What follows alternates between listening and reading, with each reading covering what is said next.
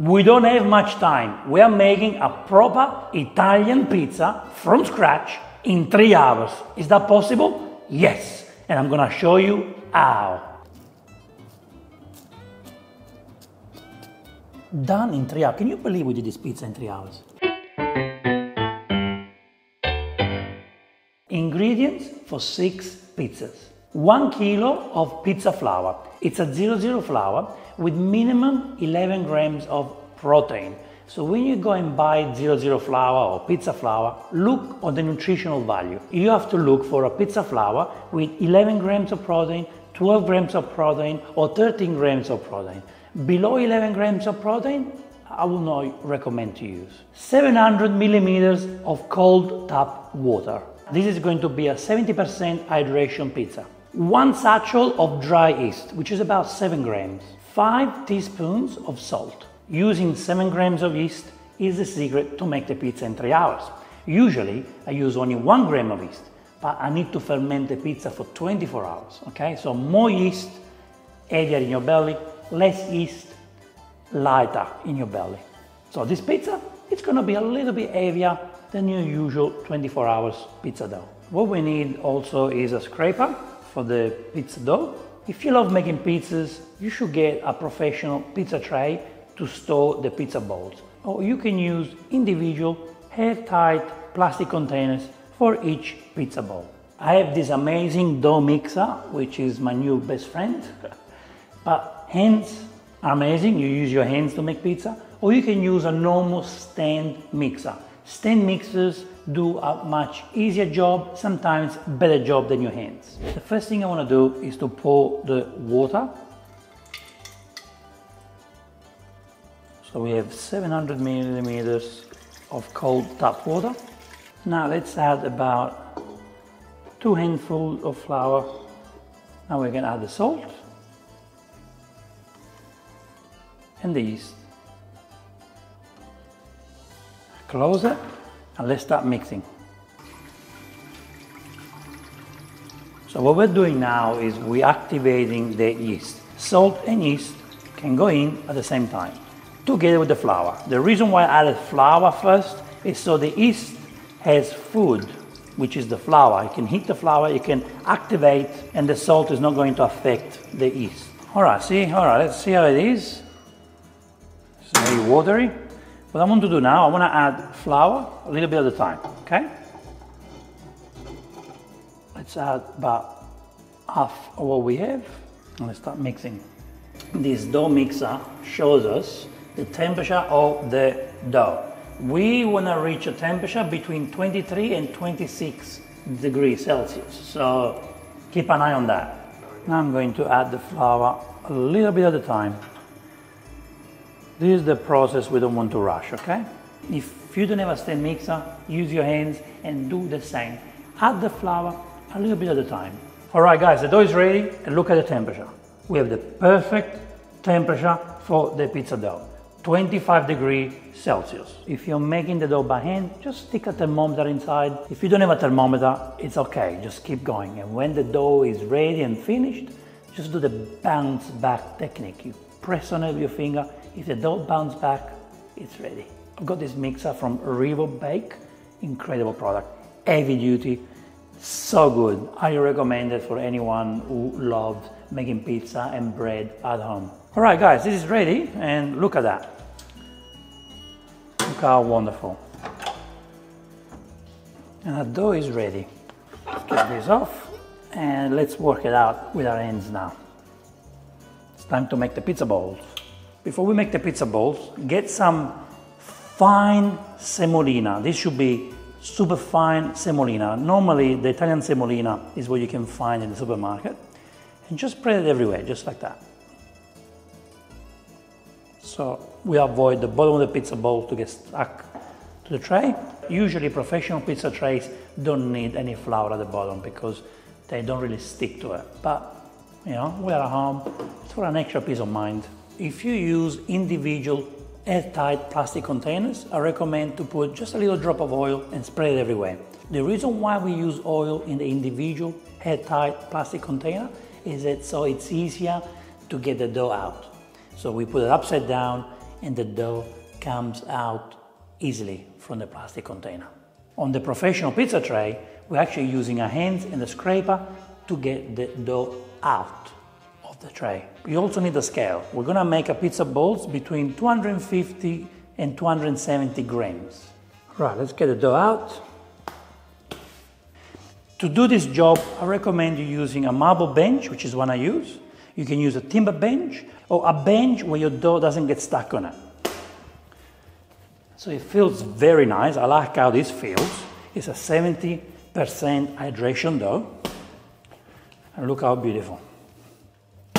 What we're going to do now is to make the pizza balls. So cut enough. Look at the beautiful structure that we have. Look at that. Let's make pizza balls. They should be about 250 or 270. It's 240. Here we go. 265, that's okay.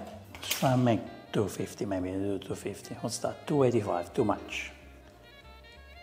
252, perfect. That's what I want. This dough can make 6 pizzas, 270 grams each, or you can make 7 pizzas. 6, 250 grams, and then you will have an extra little piece of dough, which is 200 grams, and we can use for dessert pizza. All right, guys, here we have the pizza balls. Pizza balls are ready to go in the tray. So what we do now, see, I wash my hands so the pizza balls don't get stuck to my fingers. Do this, and make sure that you always check the bottom part. We want to close it, okay?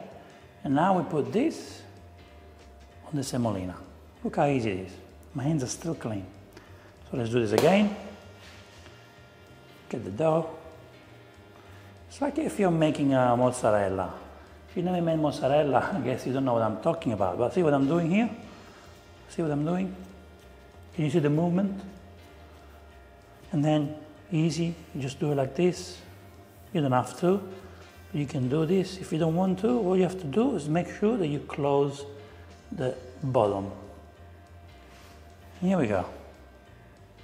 So what we're basically doing with the pizza ball is we keep folding in, fold in, fold in. That's what we're basically doing. Fold in, fold in. And then when you're done, close the bottom, and here we go. Here we have a beautiful pizza ball. It's a perfect pizza ball, look. Got a bounce back, which is what we want. See that? Now make sure your hands are clean. See, it's starting to get dirty. Make sure your hands are clean. Otherwise, the pizza ball will get stuck to your hands. You don't want that. If your countertop becomes sticky, just do this. Scrape it. Normally a timber or marble benchtop won't get sticky, but if it does, just scrape it down like that or sprinkle some flour.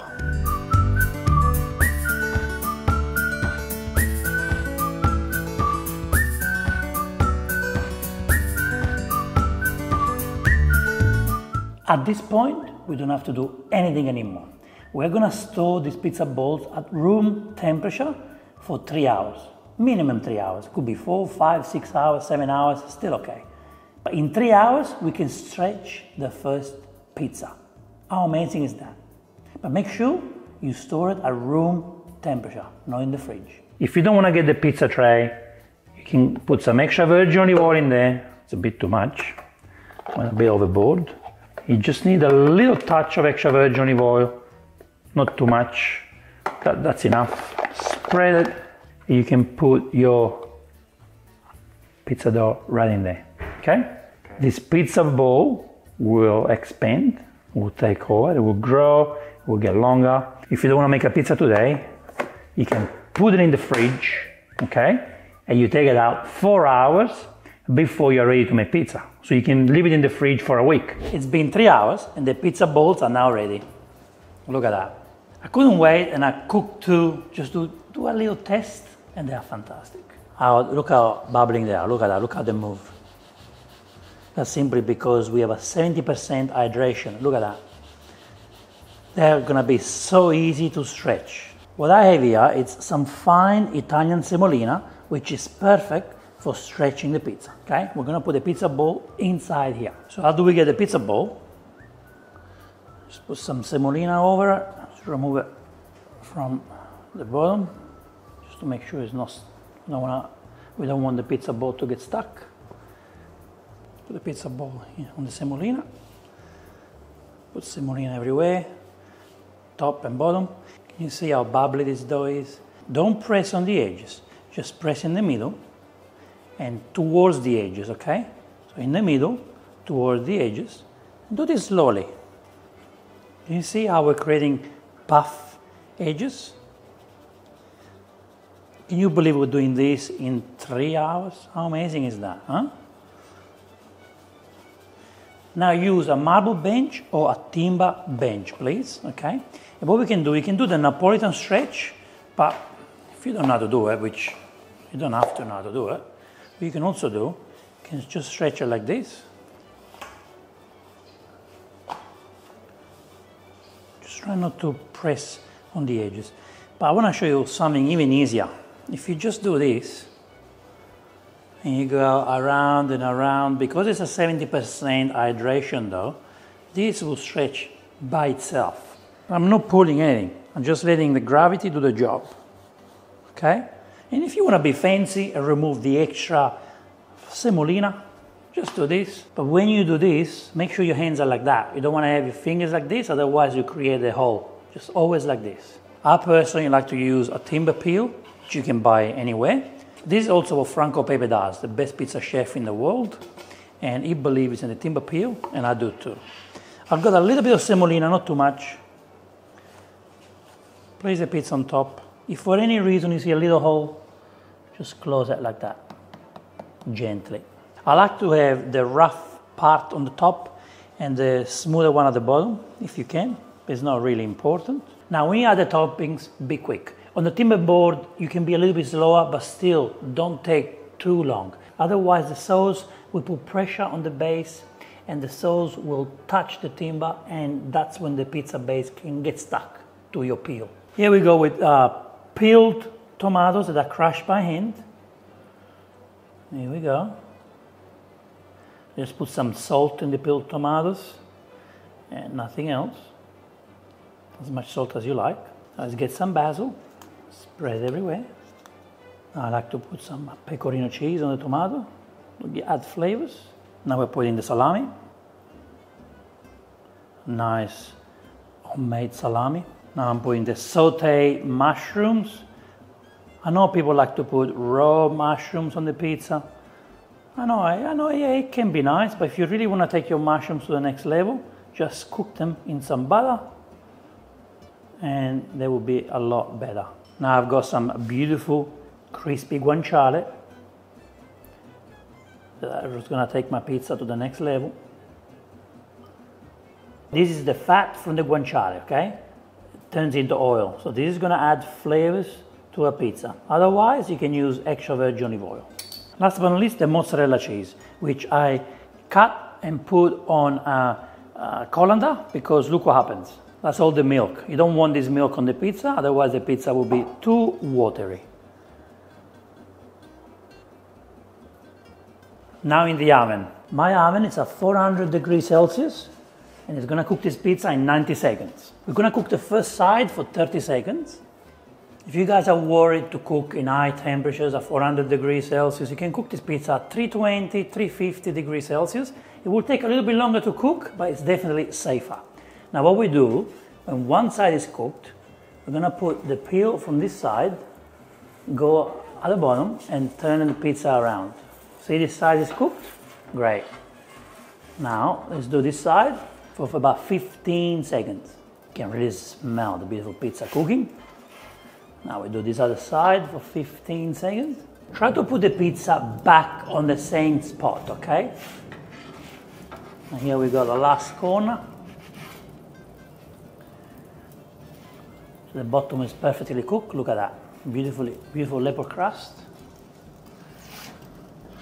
Get it out.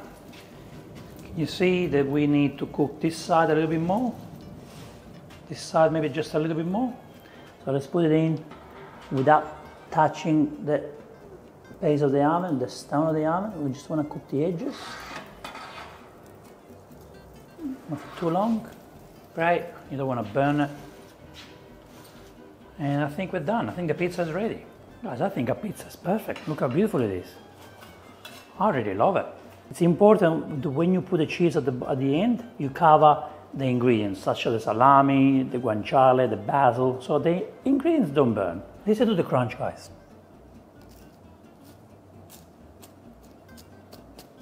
Done in 3 hours. Can you believe we did this pizza in 3 hours? Can you believe that? Look, pizza was done in 3 hours. I am amazed.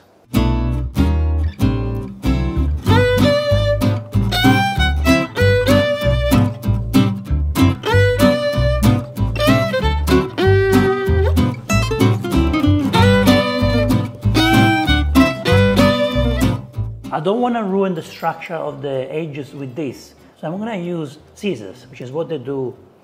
The modern pizza chefs use scissors. The reason why modern pizza chefs use scissors is because they don't want to ruin the edge. So what I'm trying to do here is to show you what we built in 3 hours. Look at that. Look what we built in 3 hours. Can you believe that? The credit goes to the stand mixer definitely too. But look at this. Look at this beauty. That's insane. Insanely amazing. Look at that. Marvelous. The bottom is perfectly cooked. Leopard crust.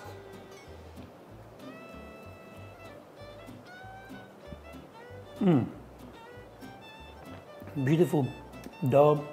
Nice combination of ingredients. Even though we did use 7 grams of yeast, which is a lot more than I normally use. I don't feel like it's extremely heavy yet, you know? But look how it breaks as well. Look at this beautiful bread that we have here. Look at that beautiful 70% hydration. How is it possible that this is done in such a short time?